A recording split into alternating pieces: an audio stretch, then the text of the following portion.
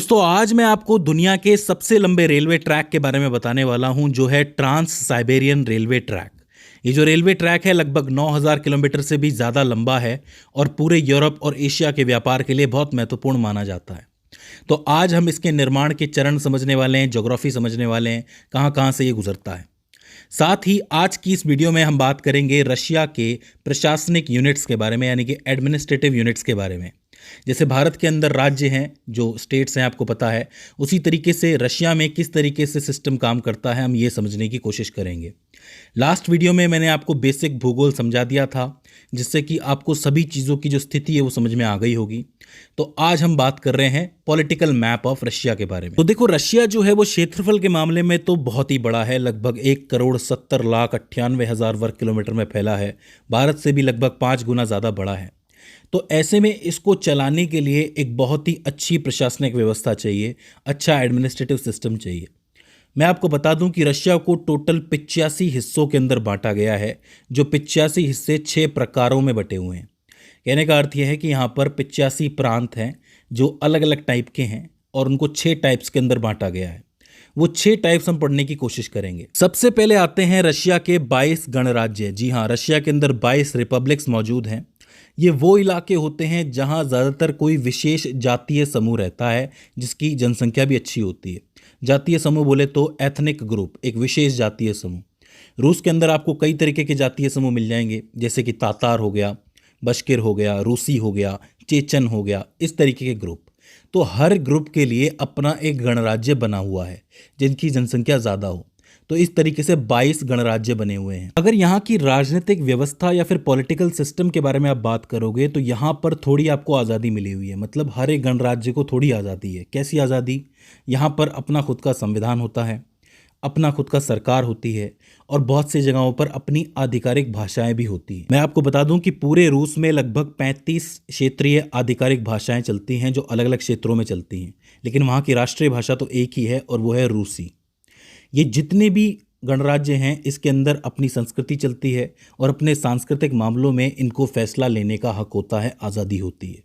लेकिन एक बात याद रखना कि ये सब जो है रूसी सरकार के अंतर्गत ही चलते हैं, तो यहाँ पर रूसी कानून सबसे ऊपर होता है। भले ही इनको थोड़े मामलों में आज़ादी हो, पर रूसी सरकार सबसे ऊपर चलती है। देखो, एक बात आप याद रखो कि जो चाइना और रशिया है, इन दोनों में एक समानता है, एक सिमिलैरिटी है कि ये दोनों अपनी आइडेंटिटी के लिए कुछ भी कर सकते हैं। चाइनीज़ लोग जो हैं वो उयंगर मुसलमानों को क्यों बदलना चाहते हैं? अपनी आइडेंटिटी के लिए। वो ये कहते हैं कि भाई तुम मुसलमान बाद में बनो, पहले आप चाइनीज़ बनो। इसी तरीके से बाकी धर्मों के साथ भी करते हैं। अगर आप रशिया की बात करोगे तो यहाँ पर बहुत से ग्रुप्स मिल जाएंगे आपको, लेकिन इन सभी ग्रुप्स को एक बात क्लियर की हुई है कि पहले रशिया, बाद में तुम्हारा अपने संस्कृति। तो इस तरीके से चलना पड़ता है वहाँ पर। तो ये हो जाते हैं 22 रिपब्लिक्स। इसके बाद आते हैं 46 ओब्लास्ट, यानी कि 46 ओब्लास्ट। जैसे भारत में नॉर्मली राज्य होते हैं, स्टेट्स होते हैं, वो स्टेट गवर्नमेंट यानी कि राज्य सरकार और सेंट्रल गवर्नमेंट यानी कि केंद्र सरकार के अंतर्गत काम करते हैं। वैसे ही यहाँ पर 46 ओब्लास्ट होते हैं। ये 46 ओब्लास्ट जो हैं वो सीधे केंद्र सरकार के अधीन आते हैं और यहाँ रहने वाली जो आबादी होती है उसकी कोई विशेष संस्कृति नहीं होती है, कोई भाषा नहीं होती है, इसकी कोई आज़ादी नहीं होती है। सिर्फ रूसी बोलनी है और रूसी संस्कृति के हिसाब से जीना है। इनका जो सीधा प्रशासन है वो मॉस्को से चलता है। मॉस्को जो है वो रूस की राजधानी है। वहाँ पर जो कानून बनेंगे, जो नीतियाँ बनेंगी, उसी से इन ओब्लास्ट का काम चलेगा। तो ये वो 46 ओब्लास्ट हैं। इसको 46 राज्य भी कह सकते हो आप। इसके बाद आते हैं 9 क्राय। अब ये भी इंपॉर्टेंट है, क्राय। ये क्राय क्या होता है? ये आमतौर पर ऐसे भौगोलिक क्षेत्र होते हैं जो साइज़ में बहुत बड़े होंगे और अक्सर ऐसे इलाकों में होंगे जहां रूस की सीमा दूसरे देशों से लगती हो। मतलब सीमा के पास जो बड़े बड़े क्षेत्र मौजूद हैं उनको क्राय कहते हैं। या फिर ऐसे क्षेत्र जो रूस के इतिहास के लिए ज़रूरी माने जाते हैं या फिर रूस के इतिहास से जुड़े हुए होते हैं, उनको भी क्राय कहा जाता है। अगर इनकी राजनीतिक व्यवस्था या फिर पॉलिटिकल सिस्टम की बात की जाए तो इनकी व्यवस्था भी बिल्कुल ओब्लास्ट जैसी ही होती है। जो कानून ओब्लास्ट के लिए बनते हैं वही कानून यहाँ के लिए भी बनते हैं। लेकिन चूंकि ये एरिया जो है सीमा के पास है, सरहद के पास है, तो ऐसी स्थिति में इसको थोड़ा अलग से ट्रीट किया जाता है। जैसे कि मान लो कि युद्ध की स्थिति आ जाए या फिर रशिया किसी को इन्वेड करने ही चला जाए। आपको पता होगा यूक्रेन के अंदर युद्ध चल रहा है, क्रीमिया को भी इन्होंने इन्वेड किया था। तो ऐसी स्थिति में क्राय की भूमिका बहुत ज़्यादा बढ़ जाती है। एक बात याद रखना कि गणराज्यों को जितनी आज़ादी होती है रिपब्लिक्स को, उतनी आज़ादी क्राय को नहीं होती है। मतलब ऐसा समझ लो कि ओब्लास्ट जैसे ही हैं, बस ओब्लास्ट से थोड़े अलग हैं, बाकी गणराज्यों से तो कम ही आज़ादी है इसको। तो 3 हो जाते हैं, एक तो गणराज्य हो गए रिपब्लिक, दूसरे ओब्लास्ट हो गए और 9 क्राय हो गए। इसके बाद आते हैं 3 संघीय शहर जिनको फेडरल सिटीज़ भी कहा जाता है, पूरे रशिया में सबसे इंपॉर्टेंट इनको माना जाता है।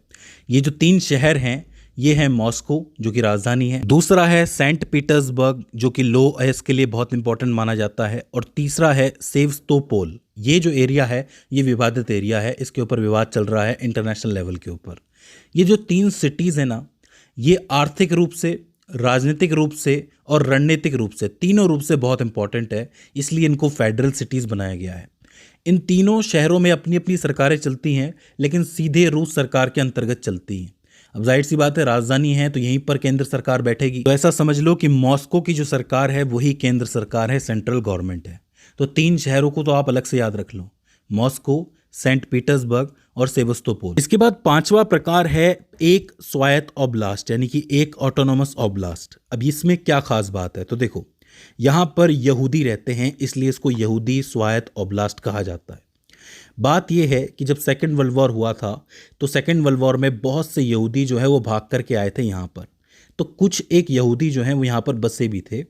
उन यहूदियों के लिए एक स्वायत्त ओब्लास्ट बनाया गया था जो बाकी ओब्लास्टों से थोड़ा बहुत अलग था, क्योंकि यहाँ पर एक विशेष जातीय समूह रह रहा था यहूदी, जो कि रशियन से थोड़े से अलग थे, बाकी जातीय समूह से अलग थे, इसलिए इनको अलग बनाया गया। एक बात याद रखना कि ओब्लास्ट से ज़्यादा आज़ादी है इनको, लेकिन गणराज्य से कम है। मतलब ओब्लास्ट से तो ज़्यादा इनको आज़ादी मिल जाती है पर रिपब्लिक से कम है, तो ये चीज़ याद रखनी है। यहाँ पर सरकार बनाने की व्यवस्था नहीं है, लेकिन सांस्कृतिक फैसले लिए जा सकते हैं, भाषाई पहचान इनको यहाँ पर है, ठीक है।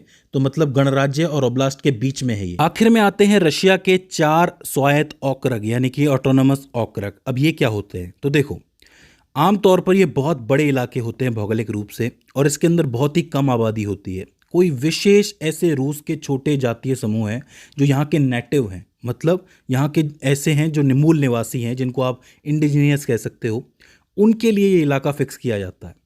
अक्सर कोई बड़ा सा क्राय होता है, क्राय के बारे में मैंने आपको बताया कि जो सीमा पर है, उस क्राय के अंदर ही एक एरिया बना दिया गया है जिसको ओक्रग आप कहते हो, और उन ओक्रग के अंदर ये लोग बसते हैं। तो ये जो हैं अपने हिसाब से जीते हैं, इनकी आज़ादी है। हालांकि ये भी आते हैं रूसी सरकार के अंतर्गत, लेकिन कुछ एक फैसले लेने की इनको इजाज़त है। इनको बनाने का बड़ा कारण ये है कि इनको संरक्षित करना है, क्योंकि ये जो हैं मूल संस्कृति और जीवन शैली से जुड़े हुए हैं। यही कारण है कि इनको बिल्कुल अलग किया गया है सभी से। तो ओक्रग को आप अलग से याद रख लो। तो एक तो ओक्रग को आप याद रख लो, एक यहूदी वाला जो ओब्लास्ट है उसको याद रख लो, और 3 फेडरल सिटीज़ याद रख लो। बाकी का जो है ओब्लास्ट वो तो वैसे याद रह जाएगा, नॉर्मल है। 22 गणराज्य वैसे याद रह जाएंगे, नॉर्मल है। इसके अलावा 9 क्राय हैं वो भी याद रह जाएंगे। देखो 2-3 बार प्रैक्टिस करोगे तो ज़रूर याद हो जाएगा। अब यहाँ पर आपको इनके नाम याद नहीं रखने हैं, बस ये याद रखना है कि किस हिसाब से ये बटा हुआ है। इन सब के ऊपर आती है एक सरकार जो कि है रशिया की केंद्र सरकार, जिसके प्रेसिडेंट हैं व्लादिमीर पुतिन। 2036 तक वो प्रेसिडेंट रहेंगे। पहले वो यहाँ के प्रधानमंत्री थे, जब प्रधानमंत्री के पास ज़्यादा पावर होती थी, लेकिन उसके बाद उन्होंने कानून चेंज कर दिया और प्रेसिडेंट को सारी पावर दे दी और खुद प्रेसिडेंट बन बैठे। क्योंकि रशिया के अंदर आप 10 साल से ज़्यादा नहीं बन सकते हो, क्योंकि 10 साल उन्होंने पूरे कर लिए थे, तो ऐसे में बाद में वो प्रेसिडेंट बन गए। हालांकि आपको एक बात याद रखनी है कि ये एक तानाशाह सरकार है, ठीक है, तो ये चीज़ आपको दिमाग में रखनी है। अब इसके बाद हम ट्रांस साइबेरियन रेलवे मार्ग के बारे में बात कर लेते हैं, जो कि दुनिया का सबसे लंबा रेलवे मार्ग है। ये रेलवे मार्ग शुरू होता है मॉस्को से, मॉस्को के यारोस्लावस्की स्टेशन से शुरू होगा और व्लादिवोस्तोक तक जाएगा। प्रशांत महासागर के तट पर स्थित है व्लादिवोस्तोक। इस हिसाब से इसकी टोटल लंबाई लगभग 9289 किलोमीटर हो जाती है। हालांकि मैं आपको बता दूं कि कुछ एक्स्ट्रा ट्रैक की वजह से इसकी लंबाई कभी कभी 9300 किलोमीटर से भी ज़्यादा चली जाती है, तो इसमें आपको कंफ्यूज नहीं होना है। इस पूरे मार्ग के अंतर्गत ये जो रेलवे ट्रैक है ये लगभग 8 समय क्षेत्रों से होकर गुजरता है और 30 से अधिक शहर इसके अंदर शामिल होते हैं। 30 से इंपॉर्टेंट महत्वपूर्ण शहर हैं जो शामिल होते हैं। अगर कोई व्यक्ति यहाँ से यात्रा करने के लिए निकलता है तो एक अंदाज के हिसाब से उसको 15-16 दिन का वक्त लग जाता है, और उस दौरान ये बहुत सी स्थलाकृतियाँ देखता है। इसको रेगिस्तान भी देखने को मिलता है, बर्फ़ भी देखने को मिलती है, पहाड़ भी देखने को मिलते हैं, मैदान भी देखने को मिलते हैं। तो ओवरऑल समझ लो कि पूरा रशिया जो है ये क्रॉस करता है। अगर आप इसके प्रमुख भौगोलिक स्थलों की बात करोगे तो ये यूराल पर्वत को पार करते हुए जाता है, मतलब उसको चीनता हुआ आगे बढ़ता है। दूसरा, ओब और योनिसी नदियां जो हैं वो बहती हैं, उसको भी ये पार करते हुए जाता है। और इसके अलावा जो बैकाल लेक है, जो दुनिया की सबसे गहरी झील मानी जाती है, उसके दक्षिणी किनारे से ये रेल मार्ग गुजरता है। और आखिरकार ये जो अमूर नदी है, इसके पास से ये गुजरता है। तो इसका अर्थ ये हो गया कि जो महत्वपूर्ण भौगोलिक स्थल है वो इसके रास्ते के अंदर आते हैं। यूराल पर्वत हो गया, ओब और योनिसी नदियां हो गई, बैकाल झील हो गई और अमूर नदी हो गई। तो इस बात को आपको याद रखना है। अगर इसके इतिहास और निर्माण की बात की जाए तो देखो, इसको बनाने का जो ऑर्डर है वो अलेक्जेंडर 3 ने दिया था, सम्राट अलेक्जेंडर 3 ने दिया था 1891 में।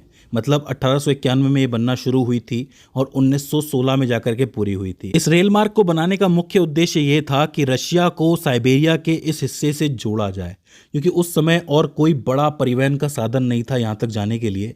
तो ऐसे में इसको बनाया गया था। इसको बनाने से हुआ क्या, व्यापार की जो पूरी सुविधा है वो सुधर गई। इसके अलावा जो यूरोप है और एशिया है उनके बीच में एक अच्छा खासा मार्ग बन गया। और साथ ही जो सैन्य रसद सुविधा है वो भी तैयार हो गई। जो सैन्य रसद जाती थी उसके लिए अच्छा खासा मार्ग तैयार हो गया। इसका निर्माण अलग अलग चरणों के अंदर हुआ था। जैसे अगर आप पश्चिमी साइबेरियन सेक्शन की बात करोगे तो ये 1892 से 1896 के बीच में बना था, ओब नदी तक। इसके बाद आप मध्य साइबेरियन सेक्शन की बात करोगे तो ये 1893 से 1898 के बीच में बना था, ओब नदी से आगे तक। इसके बाद अगर आप पूर्वी साइबेरियन सेक्शन की बात करोगे तो ये 1891 से लेके 1897 के बीच में बना था।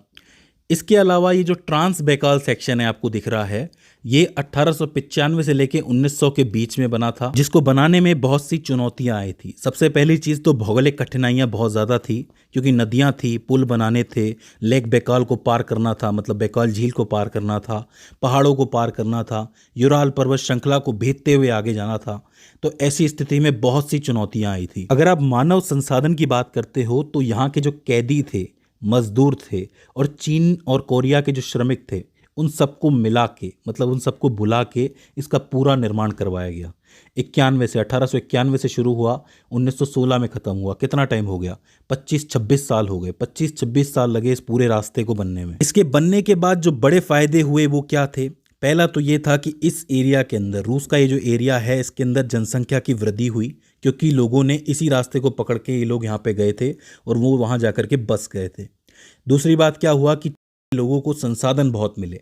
जैसे कि कल की वीडियो में मैंने आपको बताया था कि कोयला क्षेत्र यहाँ मौजूद है, लकड़ी यहाँ मौजूद थी, खनिज जो आपके यूराल पर्वत श्रृंखला में भरे पड़े हैं, और इसके अलावा सोना, बहुत सी चीज़ें इन लोगों को यहाँ पर मिली।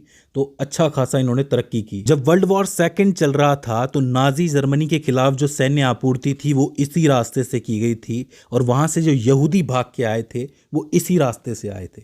तो ये रास्ता बहुत इंपॉर्टेंट हो गया। अब अगर आप ओवरऑल देखोगे तो यहाँ पर आपका यूरोप है। यूरोप के अंदर अगर कोई भी देश जाना चाहे तो वो सीधा मॉस्को जा सकता है ट्रेन के माध्यम से।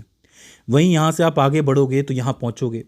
यहाँ जब आप पहुँचोगे तो यहाँ से आप चीन जा सकते हो, और चीन से ही आप एशियाई देशों में बिजनेस फैला सकते हो, चाहे वो जापान हो, इंडिया हो, पाकिस्तान हो, या मिडिल ईस्ट की तरफ भी अगर आपको जाना हो तो लंबा रास्ता हो जाएगा। तो ऐसे में आप देख सकते हो कि यूरोप और एशिया के बीच में कितना इंपॉर्टेंट मार्ग है। आज जो आप रूस और चाइना की दोस्ती देख रहे हो ना, उसका कारण भी यही है।